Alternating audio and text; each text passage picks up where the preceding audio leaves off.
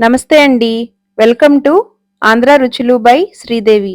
ఈరోజు మన వీడియోలో బెల్లం గవ్వలని మైదా పిండి వాడకుండా గోధుమ పిండితోటి ఏ విధంగా తయారు చేసుకోవాలో చూపించబోతున్నానండి. ఈ విధంగా ఒకసారి చేసి చూడండి. చాలా టేస్టీగా ఎక్కువ రోజులు నిల్వ ఉంటాయి. ముందుగా మిక్సింగ్ బౌల్ ఒకటి పెట్టుకొని అందులోకి 2 కప్పుల గోధుమ పిండిని ఒక కప్పు తోటి కానీ గ్లాస్ తోటి కానీ సమానంగా కొలిచి తీసుకోవాలి. ఇప్పుడు ఇందులోకి పావు కప్పు తెల్ల గోధుమ రవ్వ, మనం ఉప్మా చేసుకుంటాం కదండి, ఆ రవ్వని వేసుకోవాలి. ఒక పావు టీ స్పూన్ సాల్ట్ వేసుకుని వీటిని బాగా కలుపుకోవాలి. ఉప్మా రవ్వ వేయడం వల్ల క్రిస్పీగా కరకరలాడుతూ వస్తాయండి గవ్వలు. ఈ విధంగా పొడిపిండి అంతా బాగా కలుపుకున్న తర్వాత చిన్న ప్యాన్లోకి మనం ఏ కప్పు తోటైతే పిండి కొలుచుకున్నామో అదే కప్పు తోటి పావు కప్పు ఆయిల్ వేసుకుని స్టవ్ మీద పెట్టుకుని బాగా మరిగించుకోవాలి. ఇలా మరిగిన ఆయిల్ని ఈ పిండిలో వేసుకోవాలి. ఈ విధంగా నొరగలాగా రావాలండి. అప్పుడు ఆయిల్ కరెక్ట్గా వేడైనట్లు.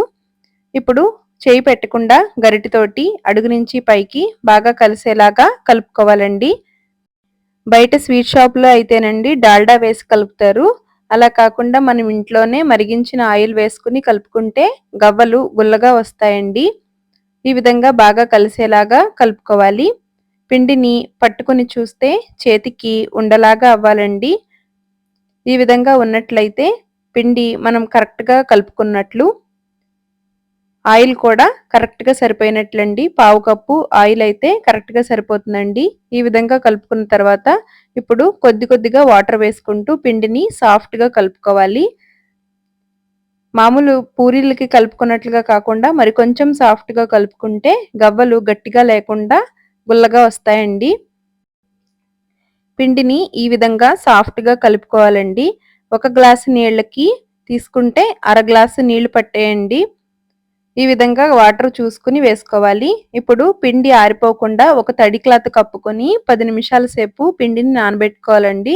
మనం తెల్ల గోధుమ రవ్వ వేసాం కాబట్టి రవ్వ వాటర్ని పీల్చుకొని మరి కొంచెం సాఫ్ట్గా అవ్వాలంటే ఒక 10 నిమిషాల సమయం పడుతుందండి. ఈ విధంగా తడి క్లాత్ పెట్టుకుంటే పిండి అనేది ఆరిపోకుండా డ్రైగా అవ్వకుండా ఉంటుంది. ఇప్పుడు చిన్న చిన్న బాల్స్ లాగా తయారు చేసుకోవాలండి. మరీ పెద్ద సైజు బాల్స్ లాగా కాకుండా చిన్న చిన్న బాల్స్ లాగా తయారు చేసుకుంటే మనం ఆయిల్లో వేసేటప్పుడు గవ్వల సైజ్ అనేది పెరుగుతుంది కదండి. అప్పుడు గవ్వలు మందంగా లేకుండా సమానంగా వేగుతాయి. ఇలా అన్నింటినీ రెడీ చేసుకోవాలండి. ఇప్పుడు గవ్వల బల్ల ఉంటే గవ్వల బల్ల మీద ఈ విధంగా కొద్దిగా ఆయిల్ అప్లై చేసుకుని గవ్వలు ఒత్తుకోవాలి. ఆయిల్ రాసినట్లయితే గవ్వ ఈజీగా వచ్చేస్తుందండి. ఈ విధంగా రెడీ చేసుకోవాలి. పిండిని ఈ విధంగా కలుపుకుంటే చాలా టేస్టీగా వస్తాయండి. కరకరలాడుతూ వస్తాయి. ఎక్కువ రోజులు నిల్వ ఉంటాయండి. గవ్వల బల్ల లేనట్లయితే ఇలాగా స్ట్రైనర్ ఉంటుంది కదండి, వీటితోటైనా తయారు చేసుకోవచ్చు. కొత్త దువ్వెన ఉంటే కొత్త దువ్వెన మీదైనా గవ్వలు తయారు చేసుకోవచ్చు. అన్నింటినీ ఈ విధంగా రెడీ చేసుకోవాలండి. మనం వేయించేటప్పుడు ప్యాన్కి సరిపడినన్ని వేయించుకుంటాం కదండి. మిగిలిన గవ్వల మీద ఇందాక తడి క్లాత్ ఉంది కదండి, ఆ తడి క్లాత్ పెట్టుకున్నట్లయితే పిండి డ్రైగా అయిపోకుండా ఉంటుంది. ఇప్పుడు డీప్ ఫ్రైకి తగినంత ఆయిల్ పెట్టుకుని ఆయిల్ మీడియం హీట్లో ఉండగా గవ్వలను వేసుకుని ఫ్రై చేసుకోవాలండి. వెంటనే గరిటెతోటి తిప్పకుండా కొద్దిసేపు సమానంగా వేగుతూ ఉండగా రెండో వెంపుకు తిప్పి ఫ్రై చేసుకోవాలండి. మంట పెంచినట్లయితే పైన లేయర్ రంగు వచ్చేస్తాయండి, లోపల ఇంకా పచ్చిగానే ఉంటాయి, కరకరలాడుతూ ఉండవు. సమానంగా తక్కువ మంట మీద కలుపుతూ ఫ్రై చేసుకోవాలండి. ఈ విధంగా మంచి రంగు వచ్చే వరకు ఫ్రై చేసుకోవాలి. ఆయిల్ బుడగలు రావడం తగ్గిన తర్వాత స్ట్రైనర్ తోటి గవ్వలని తీసుకోవాలి.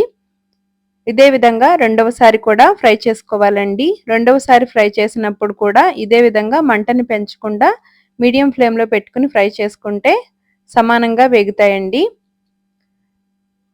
ఇలా అన్నింటినీ ఫ్రై చేసుకుని ఒక బౌల్లోకి తీసుకోవాలి. చూడండి, ఈ విధంగా గుల్లగా వస్తాయండి. చాలా టేస్టీగా ఉంటాయి.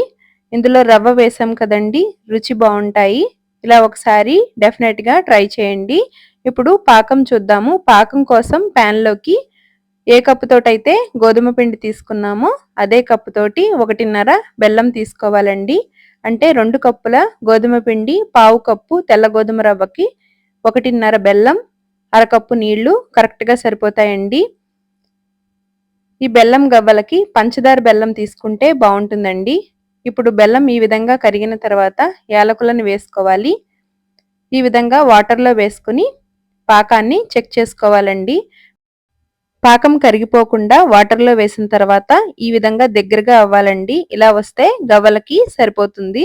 ఇప్పుడు వేయించి పెట్టుకున్న గవ్వల మీద ఈ పాకం వేసుకుని మొత్తం అంతా బాగా కలిసేలాగా కలుపుకోవాలి. వేడి మీద బెల్లం ఎక్కువైనట్లుగా అనిపిస్తుందండి. చల్లారితే పొడి పొడిగా వస్తుంది. ఒక 10 నిమిషాల తర్వాత ఈ విధంగా ఉంటాయండి. చల్లారితే మరి కొంచెం డ్రైగా అవుతాయి. చూసారు కదండి, ఎంతో సింపుల్గా బెల్లం గవ్వలని మైదా పిండి వాడకుండా గోధుమ పిండితోటి ఏ విధంగా తయారు చేశామో. వీడియో నచ్చితే లైక్ చేయండి, షేర్ చేయండి. Thank you.